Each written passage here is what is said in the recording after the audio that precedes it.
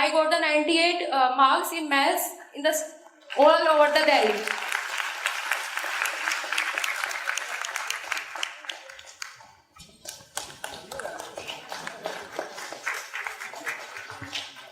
Thank you everyone. देवियों और सज्जनों, मुझे बताते हुए बहुत ही खुशी हो रही है कि हमारे बीच पधार चुके हैं हमारे आज के इस कार्यक्रम के chief guest honourable speaker Lok Sabha Shri Om Birla ji. आइए इस कार्यक्रम में उनका एक भव्यतम स्वागत करते हैं माननीय लोकसभा अध्यक्ष जी का जोरदार तालियां बजाकर।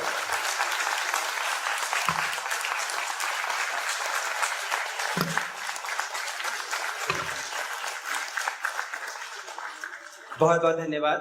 और अब बात लाइटिंग ऑफ लैम्प की, क्योंकि हमारे चीफ गेस्ट हमारे बीच आ चुके हैं। भारतीय संस्कृति में कोई भी शुभ कार्य हो उसका शुभारंभ दीप प्रज्वलन से किया जाता है और इसी क्रम में अब मैं दीप प्रज्वलन के लिए आमंत्रित करता हूं लोकसभा अध्यक्ष माननीय श्री ओम बिरला जी को और मंच पर विराजमान हमारे सेंट्रल काउंसिल मेंबर्स और रीजनल काउंसिल मेंबर्स और डायरेक्टर फाइनेंस जो अलग अलग पीएसयू से हमारे बीच उपस्थित हुए हैं। सर, मैम, प्लीज आप लोग स्टेज पर आ जाइए दीप प्रज्वलन के लिए।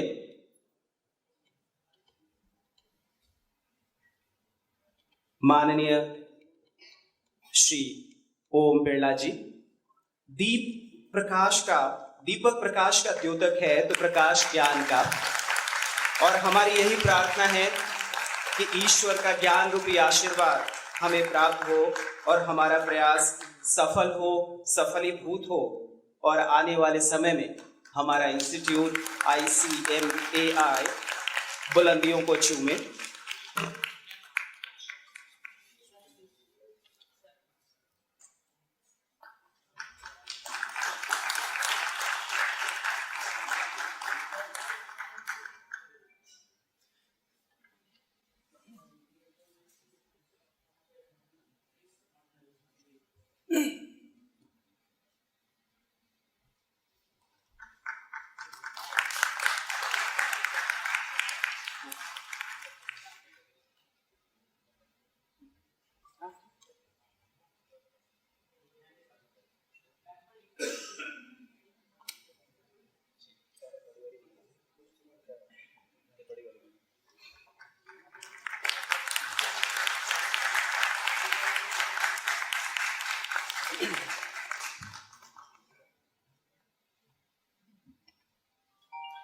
बहुत बहुत धन्यवाद आप सभी का। मैं आप सबसे अनुरोध करता हूं कि आप अपने स्थान पर कृपया बैठ जाएं। तो आइए कार्यक्रम को आगे बढ़ाते हैं और स्वागत करते हैं यहाँ विराजमान हमारे चीफ गेस्ट का। मैं रिक्वेस्ट करता हूं chairman NIRC CMA SN Mittal ji से कि वो आज के इस कार्यक्रम में लोकसभा अध्यक्ष माननीय ओम बिरला जी का अभिनंदन माला पहनाकर करें, और साथ ही मैं सभी से आग्रह करता हूं कि वो उस स्वागत में ज्वाइन करें।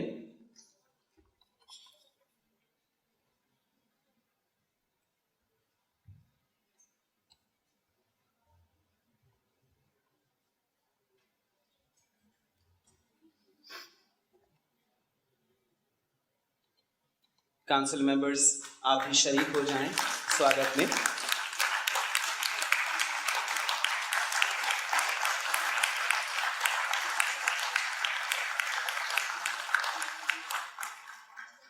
मैं फिर से अनुरोध करता हूं कि माननीय बिरला जी का अभिनंदन अंग वस्त्र के साथ भी करें।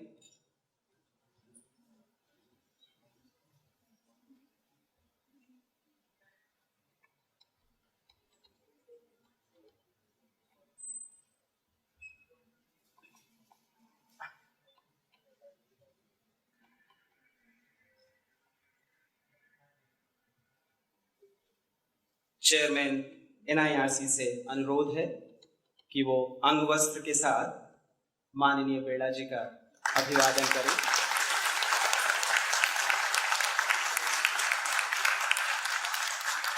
मैं फिर से अनुरोध करता हूं कि इंस्टीट्यूट की तरफ से स्मृति चिन्ह माननीय लोकसभा अध्यक्ष जी को भेंट की जाए। ये भगवान राम की एक मूर्ति है, उनकी प्रतिमा है, जो खुशहाली, उन्नति और निरंतरता का प्रतीक है। ये स्मृति चिन्ह हमेशा आपको CMA इंस्टीट्यूट की याद दिलाता रहेगा। और अब मैं स्वागत संबोधन के लिए डायस पर आमंत्रित करता हूं chairman NIRC CMA SN Mittal ji को।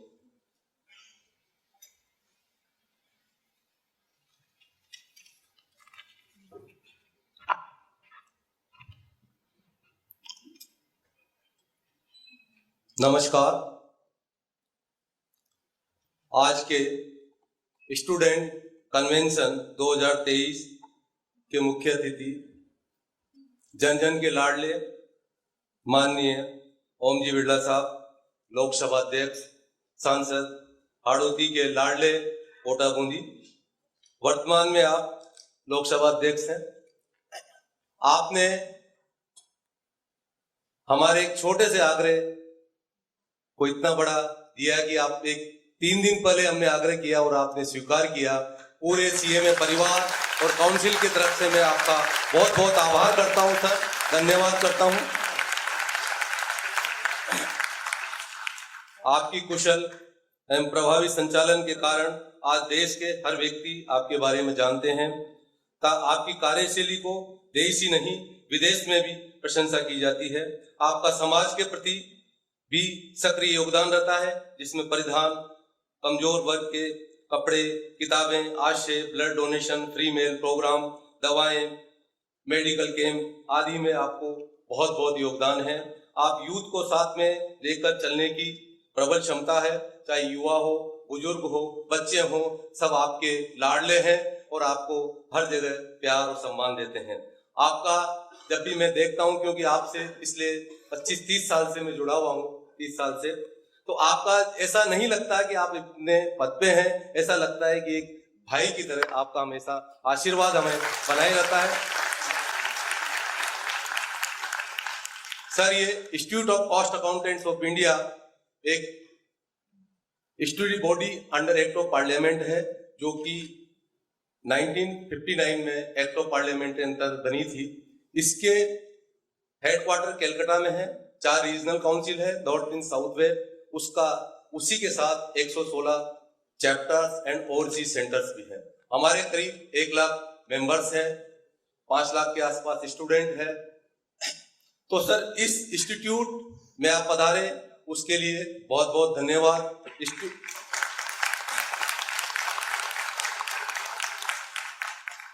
आपका समाज सेवा के साथ पर्यावरण से भी बहुत लगाव है कि आप इसके लिए, पर्यावरण और गिनती के लिए भी लोगों को बहुत प्रेरित करते हैं और सदा मार्गदर्शन देते रहते हैं। ऐसी प्रभावशाली और गरिमामय आदरणीय लोकसभा स्पीकर साहब, और जो कि मेरे पिता तुल्य बड़े भाई हैं, उनको मैं बहुत बहुत नमन करता हूं और साधुवाद करता हूं कि आप एक मेरे आग्रह पर पधारे। थैंक यू सर, धन्यवाद। बहुत बहुत धन्यवाद मित्तल जी। और आज 23 दिसंबर है और 1 महीना पहले मैंने चेक किया था, 23 नवंबर को हमारे माननीय लोकसभा अध्यक्ष जी का जन्मदिन भी था। तो बिलेटेड हैप्पी बर्थडे सर। और अब मैं इस संबोधन के लिए डायस पर आमंत्रित करता हूं CMA इंस्टीट्यूट के एक बहुत ही वरिष्ठ मेंबर को, जो वर्तमान में सेंट्रल काउंसिल मेंबर भी हैं, CMA MK आनंद जी।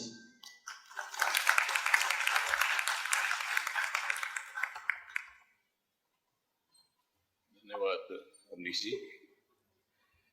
आज के समारोह के मुख्य अतिथि, सबके चहेते माननीय श्री ओम जी बिरला जी, आपका बहुत बहुत धन्यवाद कि आपने अपने व्यस्ततम समय से निकाल के कुछ समय हम लोगों को दिया, और हमारे जो नए मेंबर्स, अभी हमारे जो स्टूडेंट्स अभी बने हैं, उनके मार्गदर्शन के लिए आज आप आए। बहुत बहुत धन्यवाद आपका। आपकी प्रेजेंस में मेरी सेंट्रल काउंसिल के मेरे कलीग्स हैं, हमारे नॉर्दर्न रीजनल काउंसिल की पूरी काउंसिल यहाँ मौजूद है। पब्लिक सेक्टर्स के हमारे डायरेक्टर फाइनेंस जो इस राष्ट्र निर्माण की तरफ लगे हुए हैं, उनमें से लोग हमारे यहाँ पर मौजूद हैं। मैं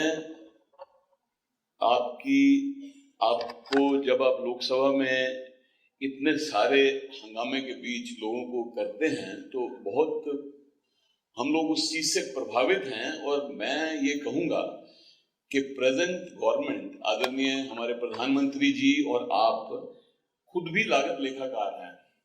अब इस चीज का कैसे ये हुआ, हमारे प्रधानमंत्री जी ने जब चंद्रयान उतरा तो वैज्ञानिकों को कॉन्ग्रेचुलेशंस देने के साथ ही अगले सेंटेंस में ये बोला कि ये हमने 1/3 लागत पर बनवाया है, जो चंद्रयान था, जो वहां गया। तो लागत के बारे में आपकी जो सजगता है, मेरा ये ख्याल है कि आपके आने के बाद ही पार्लियामेंट के टाइम की कॉस्ट शायद आपके आने के बाद ही लोगों को पता लगी। Parliament was there, we were all conducting the debates over there, but आपके आने के बाद में ये चीज हाईलाइट हुई कि इतना समय बर्बाद हुआ है तो इतने समय में इतनी इसकी कॉस्ट पड़ी है। तो लोगों में ये जागरूकता आपके आने के बाद में, माननीय बिरला जी, आपके आने के बाद में पता लगा सब लोगों को। आपका बहुत बहुत धन्यवाद है। मेरी इंस्टीट्यूट के बारे में मैं आपको बताऊं, जो आज का राष्ट्र निर्माण के बारे में है। आप जो हमारे सारे ये यहाँ पर मेंबर्स हैं, ये इनमें से तकरीबन लोग छोटे गांव से, ऐसी जगह पर जहाँ स्कूल की सुविधा नहीं थी, वहां से आए हैं। दीपक अभी हमारा हमारा मेंबर ये बोल रहा था, ऐसी ऐसी जगहों से आए हैं और ये राष्ट्र निर्माण में जुटे हुए हैं। डायरेक्टर फाइनेंसेस जो पब्लिक सेक्टर्स में हैं, उसमें तकरीबन 80% लोग मेरे प्रोफेशन से हैं, CMA हैं, कॉस्ट एंड मैनेजमेंट अकाउंटेंट। इन लोगों ने अपना पूरा जीवन राष्ट्र निर्माण में, पब्लिक सेक्टर को डेवलप करने में लगाया है। आप अच्छी तरह से वाकिफ हैं कि हमारी GDP में तकरीबन 14% जो योगदान है वो पब्लिक सेक्टर का है, 19% है प्राइवेट का। तो हमारे ये जो लोग हैं, ये इस सारी भूमिका में इन लोगों की बहुत अग्रणी भूमिका है। माननीय, आप खुद इस चीज से वाकिफ हैं, क्योंकि आप उस एरिया से आते हैं जिसकी डेवलपमेंट में आपने कोई कोर कसर नहीं छोड़ी है। आप एक छोटी छोटी चीज को भी बहुत माइन्यूटली देखते हैं। तो हमारी इंस्टीट्यूट में हमारे इस प्रोफेशन में पधारने के लिए आपका बहुत बहुत धन्यवाद। एक या दो छोटी चीजें मैं आपके संज्ञान में लाना चाहता हूं, क्योंकि आज आप जिस पोजीशन पर हैं, आपके मुखारबिन से एक छोटा सा वाक्य भी मेरे इंस्टीट्यूट के लिए एक बहुत बड़ा मील का पत्थर साबित होगा। मेरे जो मेंबर्स जिन्होंने पब्लिक सेक्टर में एंट्री ली थी as a cost and management accountant, हमारी जो भारत की एक एपेक्स बॉडी है, पब्लिक एंटरप्राइज सिलेक्शन बोर्ड, उन्होंने किसी मिसकंसेप्शन या गलती के रहते हमारे जो बड़े भाई के रूप में प्रोफेशन है चार्टर्ड अकाउंटेंट्स, उनके लिए उन्होंने उसको रिजर्व कर लिया। उससे जो मेरे मेंबर हैं वो थोड़ी हताशा में आ गए हैं। माननीय, तो मेरी आपसे ये करबद्ध प्रार्थना है कि अगर आपके ऑफिस से कोई एक लाइन जाए कि भाई आप हमारे लोगों को भी एक बराबर की मतलब सुविधा दें, क्योंकि आज की डेट में 80%, मैं आपको बताना चाहूंगा, वर्ल्ड की लार्जेस्ट कंपनी जो पावर ग्रिड ट्रांसमिशन है, उसके CMD श्रीकांत जी मेरे मेंबर हैं। PFC की CMD परमिंदर चोपड़ा वो हमारी मेंबर हैं। इसी तरह से ये जो हमारे डायरेक्टर फाइनेंसेस गोयल साहब बैठे हैं, NHPC के हैं, जिंदल साहब हमारे इंजीनियर्स इंडिया के हैं, मिसेस सोखी हमारी NBCC की हैं, मेरी कलीग हैं अनु, ये मेरी इंडियन कॉस्ट अकाउंट सर्विस से हैं सर, भारत सरकार में एक हैं, और हमारे परमानंद गोयल जी जो हमारे इंडियन ऑयल, सारी ऑयल कंपनियों का तकरीबन 30,000 करोड़ रुपया, 40,000 करोड़ रुपए का लाभांश जो है वो वापस जाता है। तो आपके यहाँ से एक लाइन के PESB वाले उस चीज को देखें, हमारे मेंबर्स के लिए बहुत एक आशा की किरण लाएगी, जो कि पहले रहता था। मानिए, मैं एक और आज आपके लिए मैं एक और बताऊं, गवर्नमेंट ऑफ इंडिया ने हमारे मेंबर्स की कैपेबिलिटीज को देखते हुए एक कमेटी का गठन किया है अभी 3-4 महीने पहले, जिसमें जहां पर भी पब्लिक इंटरेस्ट इन्वॉल्व है, जहां पर भी पब्लिक सब्सिडी जा रही है, इंफ्रास्ट्रक्चर प्रोजेक्ट्स हैं। इसके अलावा जहां पर भी जो एडमिनिस्ट्रेड प्राइजेस हो रहे हैं उन सब में उन्होंने एक कमेटी बनाई है ये देखने के लिए कि कैसे मेरे cost and management accountant members को और उसमें वो दिया जाए। आप जानते हैं कि आपने तो संसद के उसमें एक एक मिनट की आपने कॉस्ट निकाल के बताई और उसमें हम सब लोग इस चीज से वाकिफ हुए कि कैसे अगर आधा दिन संसद नहीं चली या एक घंटा नहीं चली। और मानिए एक आपको और बात बताऊं, कैपेसिटी यूटिलाइजेशन जो रात रात तक आप संसद चलाते हैं, आपने उसको 120% तक चलाया, तो वो हमारा ही कॉन्सेप्ट है। मानिए कैपेसिटी यूटिलाइजेशन को हाई करने का। मानिए एक और छोटा सा मुद्दा हम मेरे मेंबर्स के सामने है। हम लोगों को कॉस्ट अकाउंटेंट्स बोला जाता है मगर एक्ट में हमें FCMA और ACMA बोला जाता है, मतलब कॉस्ट एंड मैनेजमेंट अकाउंटेंट्स। इसका मतलब ये है कि जब मेरे लोग बाहर किसी देश में जाते हैं तो जैसे ही वो अपने आप को कॉस्ट एंड मैनेजमेंट अकाउंटेंट बोलते हैं तुरंत उनकी पहचान हो जाती है। आज की डेट में गवर्नमेंट के सामने हमारा ये एक मुद्दा बड़े समय से पेंडिंग है कि इंस्टीट्यूट ऑफ कॉस्ट अकाउंटेंट्स की जगह हमारे को institute of cost and management accountants बोला जाए। एक्ट में ACMA और FCMA का प्रोविजन है। तो मैं आपसे करबद्ध हमारे सारे साथियों की तरफ से मेरे ये जो यंग बच्चे हैं जो आज स्टूडेंट कन्वेंशन में आए हैं, आपका बहुत बहुत धन्यवाद आपके आने के लिए, और आपसे हमें बहुत आशा की किरण है। बहुत धन्यवाद आपका, शुक्रिया।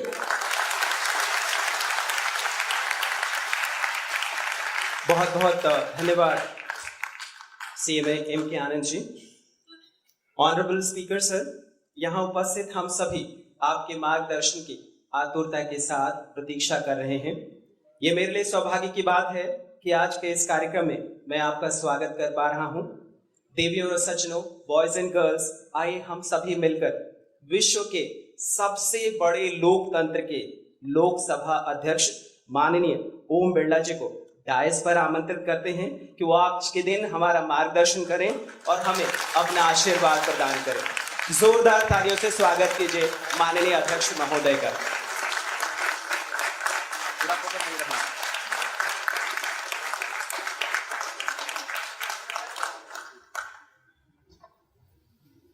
The Institute of Cost Accounts of India, north India region के काउंसिल में आज इस उत्तर भारत क्षेत्रीय सम्मेलन में आप देश और राष्ट्र की सेवा के निर्माण के लिए अपना योगदान देने के लिए इस संकल्प के साथ कि 2047 के अंदर हम विकसित भारत के संकल्प को पूरा करेंगे। मैं आपके इस संकल्प के लिए, आपकी इस प्रतिबद्धता के लिए, राष्ट्र के निर्माण में इस योगदान के लिए आपको मैं बहुत बहुत धन्यवाद देता हूं। मुझे खुशी है कि आपने विषय रखा है चर्चा के लिए कि राष्ट्र निर्माण में हमारा योगदान, और आज इस सारे देश के अंदर एक सकारात्मक वातावरण बना है कि हम किस तरीके से अपने अपने क्षेत्र में जहां भी हम काम कर रहे हैं हमारा योगदान क्या हो सकता है। ये विचार, ये लोगों का संकल्प, ये दृढ़ इच्छा शक्ति, ये मनोभाव आने वाले समय के अंदर भारत के विकसित भारत के सपने को पूरा करेगा, हमारे प्रधानमंत्री जी के सपनों को पूरा करेगा।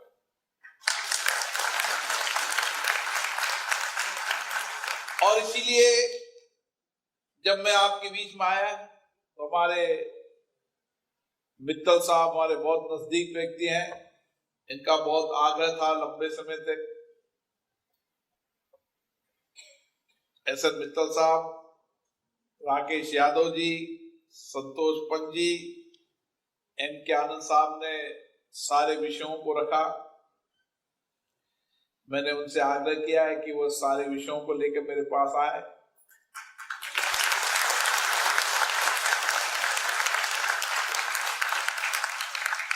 नवनीत कुमार जैन जी, RS भाटी जी, कई संस्थाओं के वित्त निदेशक श्री RP गोयल जी, संजय जिंदल जी, BK सोके, अनु कुकरेजा जी, परमानंद गोयल जी, सभी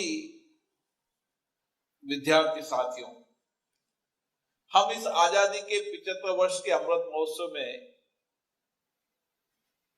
भारत दुनिया का सबसे विकसित देश बनने की ओर अग्रसर हो रहा है। इस 75 वर्ष के बाद हमारे संकल्प को पूरा करने के लिए हम सब देशवासी एक साथ मिलकर काम करना चाहते हैं। और जिस तरीके से आज हमारी अर्थव्यवस्था तेजी से बढ़ रही है, प्रौद्योगिकी और तकनीकी के अंदर हम तेजी से आगे बढ़ रहे हैं, हमारे नौजवानों की ऊर्जा, सामर्थ्य, उनकी शक्ति, उनका संकल्प भारत को आगे ले जा रहा है और दुनिया के अंदर भारत आज नेतृत्व की ओर बढ़ रहा है। और उसी परिप्रेक्ष्य में आपने अपने योगदान से, अपने कर्तव्यों से, अपने दायित्व से किस तरीके से हम देश को आगे बढ़ा सकते हैं, उसमें आपकी बहुत बड़ी भूमिका है। युवा साथियों, जब आप यहां से निकलेंगे, बीच में थोड़ा आवाज गड़बड़ हुआ था लेकिन सही है अभी, तो आप अपना खुद का व्यापार, उद्योग, सर्विस सेक्टर शुरू करेंगे, कई कंपनियों में काम करेंगे, कई सरकारी, अर्ध सरकारी संस्थाओं में काम करेंगे और किस तरीके से अपने सर्वश्रेष्ठ पेशेवर के माध्यम से उस संस्था के अंदर एक उचित प्रबंधन की दिशा निर्देश तय करेंगे। और इसीलिए आपका कुशल वित्तीय प्रबंधन, आपकी लागत से लेकर आपकी प्रॉफिटेबिलिटी, लाभ, और उसके साथ हम दुनिया के प्रतिस्पर्धी दुनिया के अंदर हमारी अर्थव्यवस्था को मजबूत करते हुए दुनिया के बाजार में प्रतिस्पर्धी होते हुए मेक इन इंडिया के संकल्प को पूरा कर एक बॉयस्ट प्रोडक्टिविटी भी लाने का काम करेंगे, कॉस्ट को रिड्यूस करने का भी काम करेंगे, प्रोडक्ट को बेहतर करने के लिए भी कार्य योजना बनाएंगे और दुनिया के बाजारों से हमारा माल या वस्तु को हम बेहतर तरीके से मार्केट कर सके, उसके लिए भी काम करें। आप वित्तीय सेवा के अंदर बहुत सारे काम आपकी जिम्मेदारी में है। अभी मुझे बता रहे कि बजट से लेकर, कॉस्ट को लेकर, लागत से लेकर और मशीनों की एफिशिएंसी से लेकर, मानव संसाधन की एफिशिएंसी से लेकर तमाम बहुआयामी काम आपकी जिम्मेदारी पर है। और इसीलिए जो जिम्मेदारी आप पर है वो बहुत महत्वपूर्ण है और आपकी जिम्मेदारी से हम देश के नव निर्माण की ओर तो आगे बढ़ेंगे सही, लेकिन दुनिया के अंदर हम बढ़ती अर्थव्यवस्था के अंदर भी मजबूती से खड़े होंगे। और इसीलिए जब भारत आज आत्मनिर्भर भारत की ओर बढ़ रहा है, दुनिया की अधिकतम कंपनियां भारत में इन्वेस्टमेंट करना चाहती है, उसका कारण बहुत सारा है। हमारा मानव संसाधन जो आज दुनिया में सर्वश्रेष्ठ है, हमारे नौजवानों की बौद्धिक क्षमता, उनका इनोवेशन, उनका चिंतन और अपने कार्य के प्रति प्रतिबद्धता, यह हमारी बहुत बड़ी ताकत है। और इसीलिए कम समय के अंदर हमने देश के अंदर हमारे इन्हीं नौजवानों ने बदलते परिप्रेक्ष्य के अंदर कई हमने स्टार्टअप बनाए और आज दुनिया के अंदर स्टार्टअप के माध्यम से हम आर्थिक क्षेत्र में सबसे बड़े योगदान देने वाले देश बने। कोई जमाने में स्टार्टअप कोई जानता नहीं था, एक समय था, लेकिन हमारे इन्हीं नौजवानों ने नए इनोवेशन करके, नए रिसर्च कर, नए अनुसंधान कर जहां समाज के लोगों को चाहे सेवाएं हो, चाहे उत्पादन हो, चाहे नए इनोवेशन हो, हर सेक्टर के अंदर एक नया इनोवेशन कर जिंदगियों को सरल, बेहतर बनाना, सुविधाजनक बनाना और अच्छे प्रोडक्ट और उसकी कॉस्ट कम लाकर आपने एक नई आर्थिक दुनिया भारत के माध्यम से विश्व को दी। और आज इसलिए किसी जमाने में एक स्टार्टअप नहीं हुआ करते थे, आज 1,15,000 से ज्यादा स्टार्टअप है, 100 से ज्यादा यूनिकॉर्न है। ये भारत की ताकत है।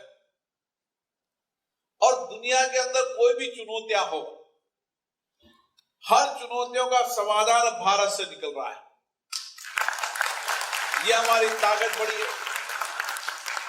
वैश्विक चुनौतियां जो दुनिया की चुनौतियां हैं, उसकी चुनौतियों का समाधान भी निकाल रहे, उसका नेतृत्व भी कर रहे, ये भी हमारी ताकत है।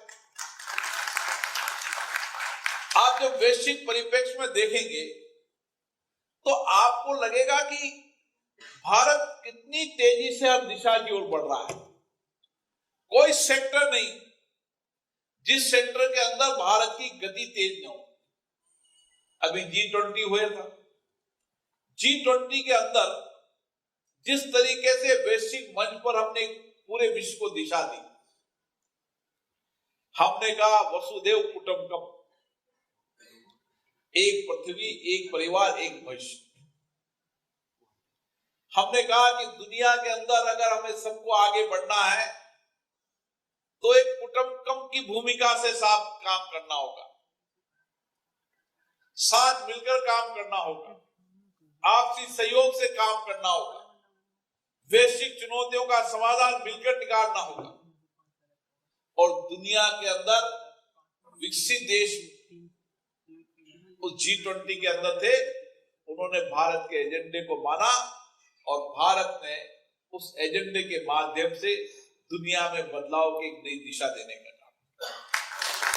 ये भारत की ताकत बड़ी। कोई समय था जब कोई भी वैश्विक एजेंडा विकसित देश तय करते थे। आज हमारी ताकत इतनी है कि दुनिया का हर वैश्विक एजेंडा भारत तय करता। हमारे प्रधानमंत्री नरेंद्र मोदी, चाहे क्लाइमेट चेंज का विषय हो, चाहे ग्रीन क्लीन एनर्जी का विषय हो, दुनिया की जितनी चुनौतियां हैं, उन चुनौतियों का नेतृत्व, समाधान का नेतृत्व भी भारत कर रहा है। और इसलिए आपकी जिम्मेदारी इस समय ज्यादा बढ़ जाती है कि हम चाहे सेवा हो, चाहे निर्माण के क्षेत्र में हो, जब हमें दुनिया से प्रतिस्पर्धा करनी है तो हमारी सेवाएं सर्वश्रेष्ठ होना चाहिए, उसकी लागत कम होनी चाहिए और बेहतर सेवाएं होनी चाहिए। हम इंडस्ट्री सेक्टर के अंदर चल जाए तो हमारी कॉस्ट कम हो, क्वालिटी बेटर हो और उत्पादन अधिक हो, ताकि हम दुनिया के प्रतिस्पर्धी बाजार से टिक सके। यह आपकी जिम्मेदारी है। एक बजट एस्टीमेट बनाते हुए कोई इंडस्ट्रीज को लगाने से लेकर उसका पूरा प्लान बनाना, उसकी एफिशिएंसी को बढ़ाने के लिए नए नए रिसर्च करना, नई सोच करना, नए चिंतन करना। क्योंकि अगर हमें हमारे सोर्सों का उपयोग कर कर कम लागत पर अधिक उत्पादन, हमारी एफिशिएंसी को बढ़ाना हम सबका जिम्मेदारी है, और यही दायित्व आपको समाज ने दिया है। और अगर हमने ये काम ठीक से कर लिया तो दुनिया में हमारे पास जो ताकत है, दुनिया में किसी देश के पास ताकत है। और इसीलिए हमारा हर नौजवान बौद्धिक क्षमता से, नए इनोवेशन से, दक्षता से आगे बढ़े। दुनिया के अंदर कहां मानव संसाधन बचा है?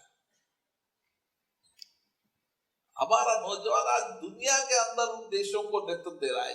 आप दुनिया के कितने विकसित देश चले जाएं, उस विकसित देश के अंदर तकनीकी हो, टेक्नोलॉजी हो, डॉक्टर हो, सीए हो या पोस्ट अकाउंटेंट हो, कौन है भारत के?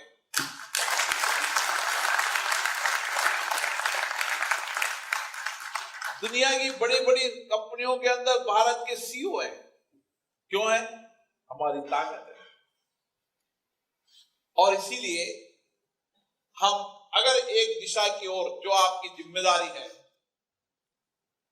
कि हम लागत को कम कर कर उत्पादन को बढ़ाना, हमारी मशीनों से सहित हमारे मानव संसाधन की एफिशिएंसी को बढ़ाना, तो दुनिया में हमसे कोई टिक नहीं पाएगा। यही हमारी ताकत को बढ़ाना है। और ये ताकत दुनिया में बढ़ गई तो कोई समय था कि दुनिया का बाजार केवल भारत हुआ करता था, हम केवल बाजार तक सीमित थे। आज दुनिया की सारी कंपनियां भी भारत में, और भारत अपने हर प्रोडक्शन के अंदर हर क्वालिटी का बेहतरीन काम, और दुनिया के अंदर आप चले जाए अफ्रीका देशन के अंदर, जितने भी अफ्रीकन कंट्रीज में जाएंगे तो लोग कहेंगे कि हमें भारत की दवा चाहिए। फार्मास्यूटिकल सेक्टर के अंदर भारत की क्वालिटी, लागत का, ये हमारी ताकत है।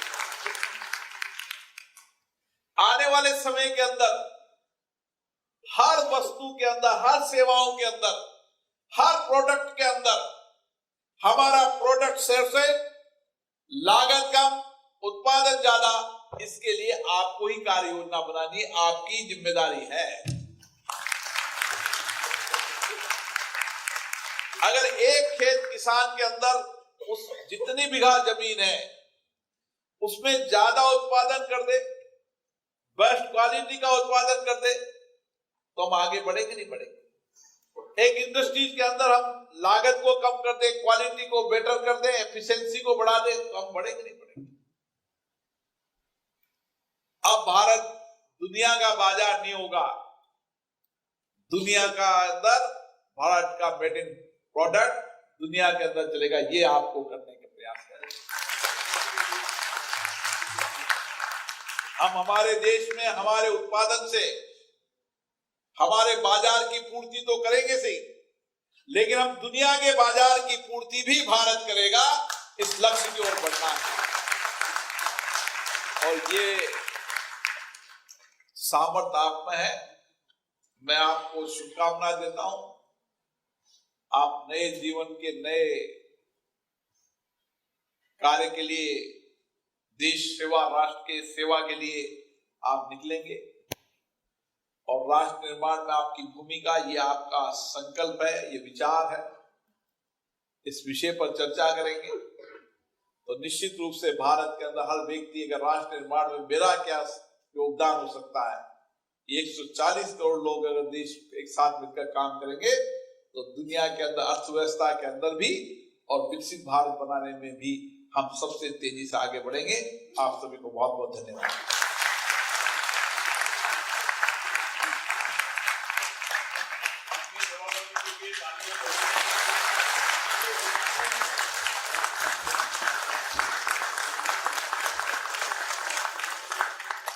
ऑनरेबल स्पीकर सर, हम सभी तन्मयता के साथ, पिन ड्रॉप साइलेंस के साथ आपको अभी सुन रहे थे।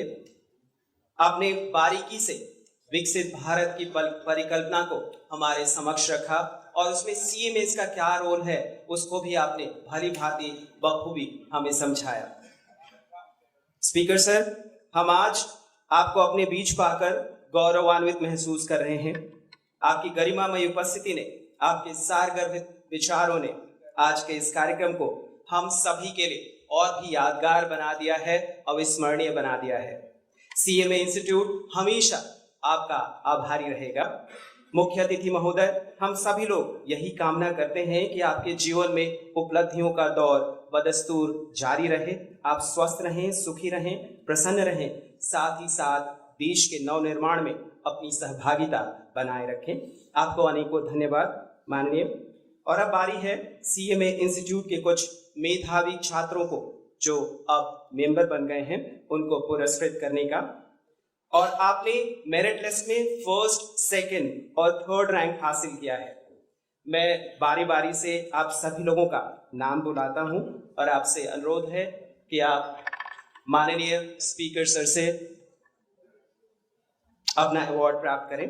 और सबसे पहले मैं आमंत्रित करता हूं all India rank holder June 2023। आपका सिलेबस 2016 का है। आप हैं Piyush Gupta. Piyush Gupta, all India rank hold first, June 2023 term.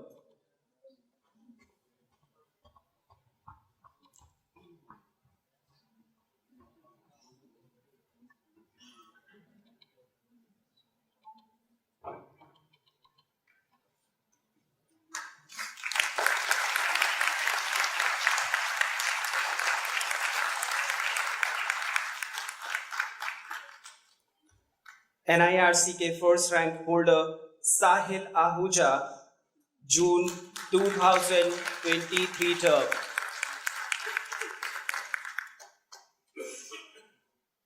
NIRC से Sahil Ahuja first, okay.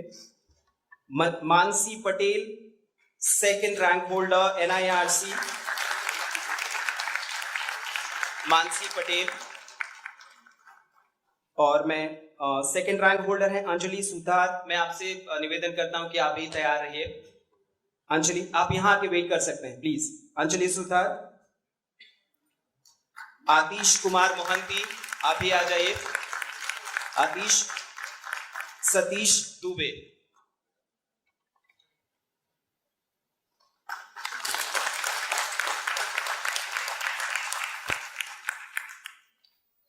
NIRC second rank holder Anjali Sutar. Atish Kumar Mohanty हैं? नहीं। सतीश दुबे। आप कौन हैं? आपके बेटे हैं वो? अच्छा, ठीक ठीक, चलिए। आप third rank holder NIRC Satish Dubey आज नहीं उपस्थित हुए, लेकिन उनके पिताश्री यहाँ पे हमारे सामने मौजूद हैं उस अवार्ड को ग्रहण करने के लिए। और मोहित, दिसंबर 2022 टर्म। विशाल जैन, पारुल अग्रवाल, शुभम ठाकुर, आप लोग प्लीज यहाँ पे आ जाइए। मोहित नहीं, विशाल जैन, थोड़ा जल्दी आ जाइए प्लीज। विशाल जैन, पारुल अग्रवाल, शिवम ठाकुर। विशाल जैन, या प्लीज। विशाल जैन, आप सेकंड रैंक होल्डर हैं NIRC से, दिसंबर 2022 term.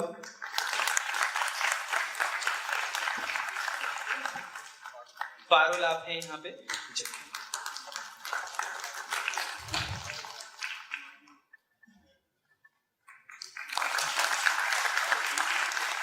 Third rank holder Parul Agarwal.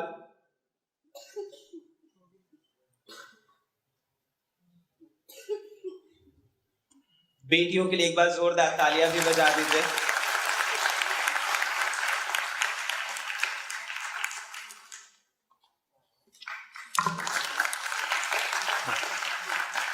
Third rank holder Shivam Thakur, NIRC northern region से।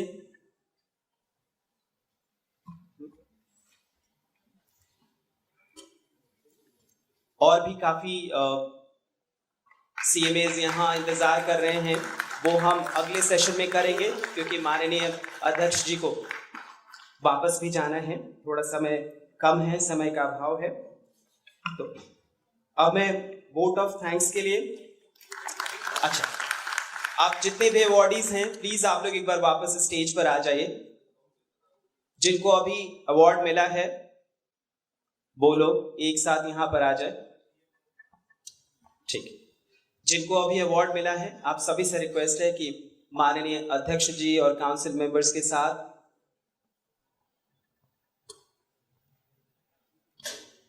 ये बहुत बड़ी अपॉर्चुनिटी है, बहुत बड़ा मौका है।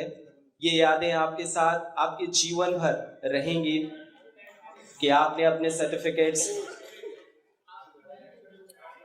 माननीय लोकसभा अध्यक्ष के कर कमलों से लिया था।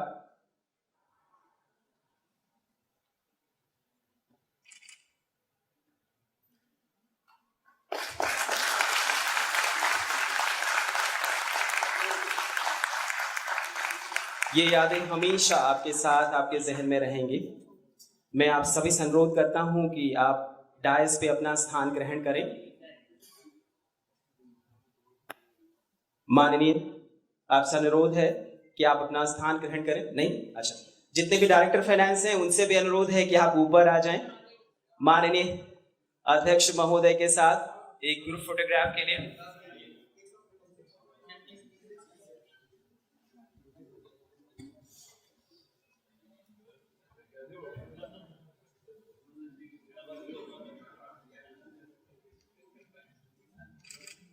एमिनेंट इंडस्ट्री एक्सपर्ट्स और माननीय अध्यक्ष लोकसभा और central council members, regional council members, happy faces.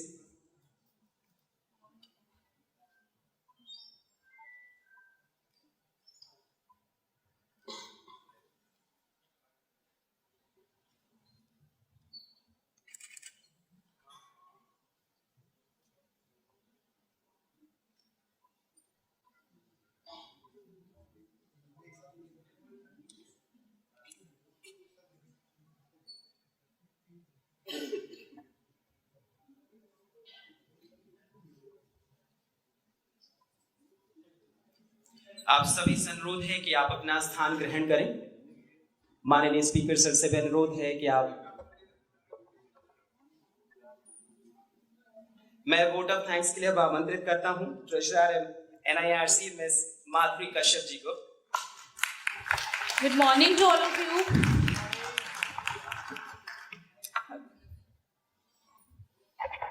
कैसे हैं आप सभी? First of all, my sincere thanks to our chief guest, Shri Om Birla sir. Thank you, sir, for accepting our invitation and being us in this morning. Thank you so much for your interactive words for CMA profession. It's a very proud moment for us. And I would like to thanks मतलब हमारे profession को जो lead कर रहे हैं industry में, most important हमारे director finance, ED finance different industry से आज यहाँ पर मौजूद हैं हमारे बीच में। Thank you and thanks my council team, regional council team and central council team, and special thanks to our NIRC staff who making necessary arrangements to make successful program. Thank you so much. Thank you so much for everything. Oh, special thanks to all of you too. Thank you so much. Thanks.